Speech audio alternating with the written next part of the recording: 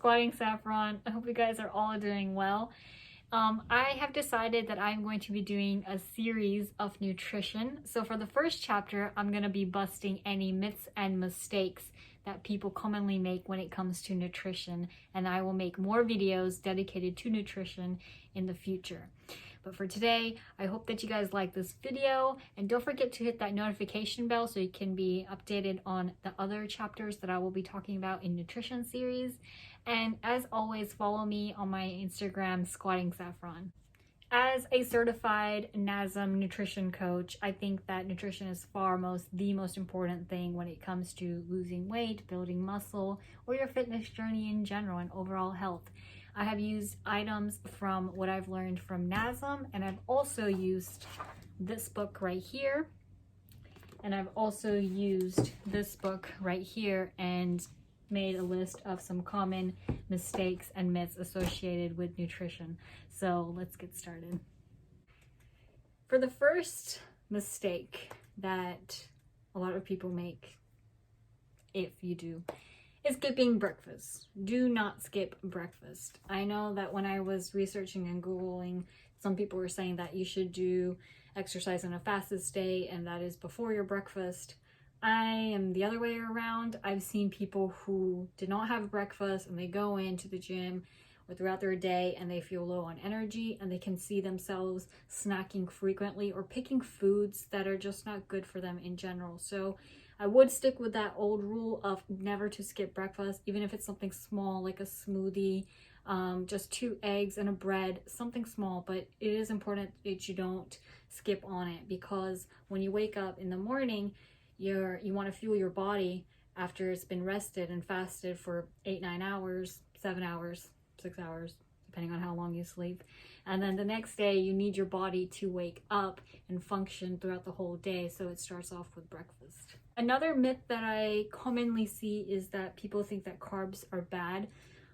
Carbs are not bad. We get all of our energy from carbs, but I would say that I would focus more on complex carbs, which is like brown rice, brown bread, and pastas and stuff, because these take a longer time in your body, and this is what's going to give you the energy throughout the whole day. So carbs are not bad.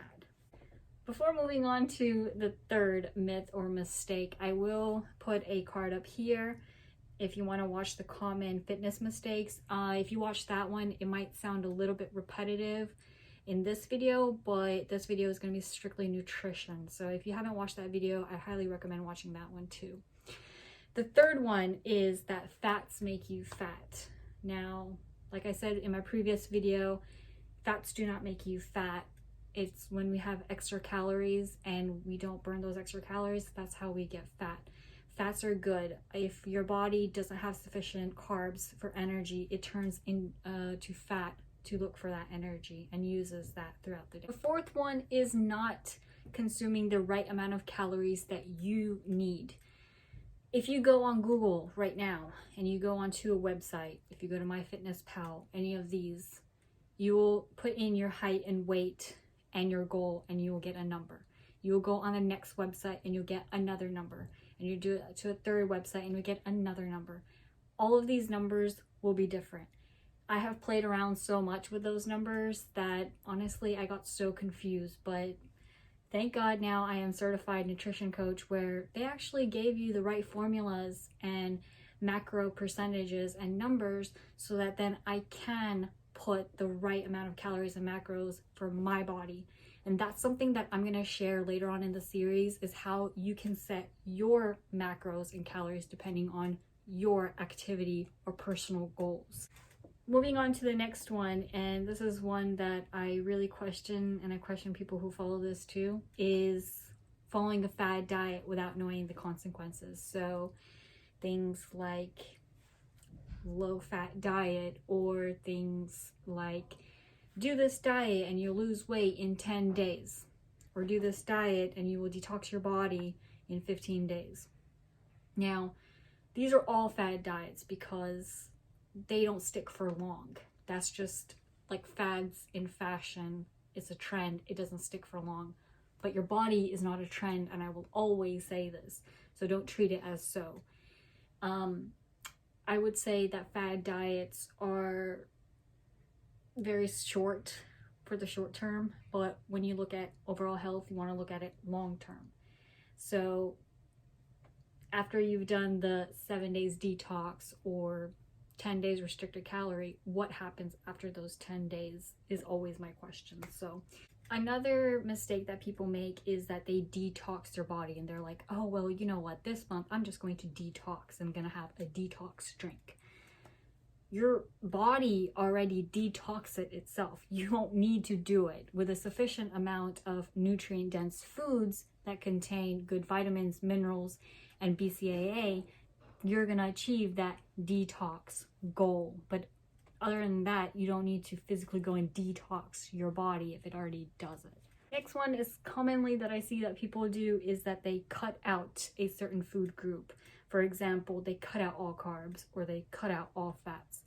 You need all the macronutrients that you have, which is your fats, proteins, and carbs, to fuel you and to gain muscle or to lose fat. You need all three of them. So restricting yourself or cutting out one isn't really going to help you. And if you try it, you're probably not going to feel good either. So do stick around where I talk about all about macros too. That is also going to be in the series. So sneak peek to some of the chapters that I will be covering. Next one is not focusing on your nutrients, and that includes your vitamins and minerals. You don't take a multivitamin. Multivitamins are very important to take, and why you need to take them, I will discuss that in the future, but for now you do need to, because we don't get all the vitamins and minerals through all the foods that we eat throughout the day, so we have to supplement that. Next up is BCAAs and EAAs and skipping out on them. Now, if you don't know what BCAAs or EAAs are, they are branded chain amino acids or essential amino acids.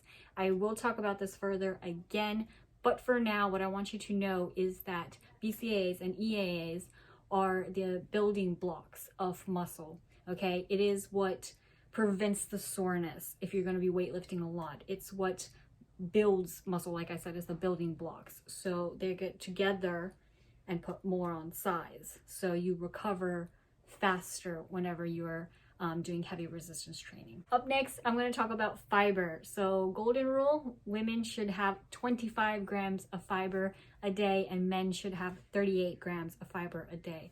Now you might want to question, why do I need fiber?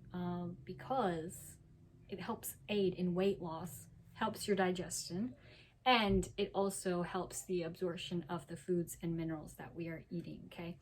So supplementing fiber is really important. I know that they come in packets. Benefiber is really an awesome one. I use that one whenever like I'm low in fiber. But if you choose fiber foods that are high in fiber content, about like 4 grams or more, you should be good. Next one I'm going to talk about is going on a gluten-free diet. Apparently, there's been a talk around town that gluten-free helps you lose weight or it's not good for you. That's not the case. Gluten-free diets are consumed from those who are insensitive and cannot digest the gluten and have insensitivities with gluten. And otherwise, their small intestine, it doesn't absorb it, it doesn't go well with it, it doesn't mix, and it makes them sick in the stomach, okay? People who have celiac disease also need to go on a gluten-free diet as well. So that's why there's a lot of gluten-free, because there are a high number of people reporting that they have celiac disease or they have insensitivities and they can't tolerate gluten in general in foods. So no, it doesn't help you lose weight faster. The last one I have for you is that people assume that bedtime snacks makes you fat. Bedtime snacks don't make you fat unless it is foods that you shouldn't eat. I mean, you're not going to eat a burger and fries for your bedtime snack. You're not going to eat, 10 cookies or 5 brownies. That's not a bedtime snack. But having like Greek yogurt with some protein powder in it, having casein milkshake, having apples and peanut butter, that's okay. And in fact, a lot of people would want to have a bedtime snack because we go into a fasted state for 8-9 hours, however long you sleep.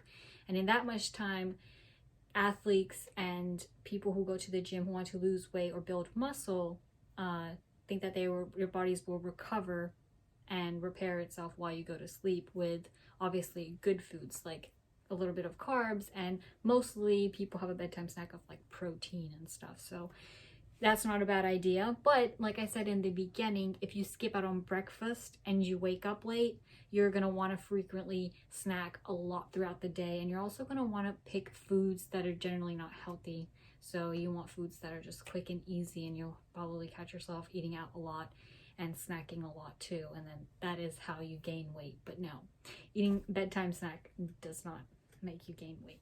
I hope that you guys enjoyed the first chapter of this nutrition series. As always, make sure you hit subscribe and hit that notification bell so you'll be updated on the upcoming chapters, and I will see you in the next video. Bye!